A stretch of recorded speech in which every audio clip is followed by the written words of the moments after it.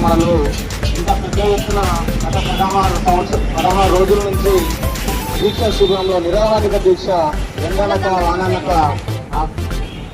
ఏకశిల పార్కులలో నిరసన తెలుపుతున్నటువంటి ఎస్ఎస్ఏ ఉద్యోగులకు నేను మద్దతు తెలపడానికి రావడం జరిగింది. అనుమల్ల రేవంత్ రెడ్డి గారు పిఎస్సిసిబి అధ్యక్షుడిని.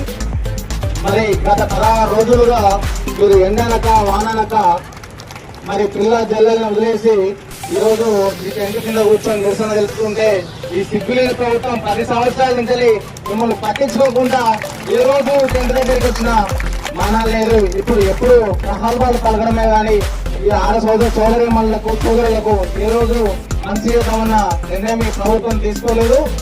మన ప్రభుత్వము గతంలో మీకు ఈ రాజీవ్ విద్యా మిషన్ తోటి మనం మీ అందరి ఉద్యోగాలకు రావడం జరిగింది. మీరు ఇప్పుడు ఉద్యోగాలు చేస్తున్నారంటే దానికి కారణము తప్పకుండా రాజీవ్ విద్యా మిషన్ ద్వారా ఏర్పరచుకున్నటువంటి ఈ ఉద్యోగాలే మీ అందరూ ఈరోజు పనిచేస్తున్నారు. దీనికి కాంగ్రెస్ ప్రభుత్వమే ముఖ్యంగా ముందు ఉన్నది. అలాగే మన ప్రభుత్వం తొందరలోనే మన ప్రభుత్వం రాబోతున్నది. మన ప్రభుత్వం రాగానే మిమ్మల్ని పిలిచి దర్బార్లా కూర్చోబెట్టి సచివాలయంలో ఒక ఛాయ్ తాగేంత సేపట్లోనే మీ జీవో పాస్ చేసి మీ సమస్యను పరిష్కరించే బాధ్యత నేను తీసుకుంటాను. మీరందరూ మన ప్రభుత్వాన్ని ఎన్నుకోవాలి. మన ప్రభుత్వాన్ని ఎన్నుకోవాలని మీ సమస్యలు తీర్చడానికి తప్పకుండా నేను కృషి చేస్తాను.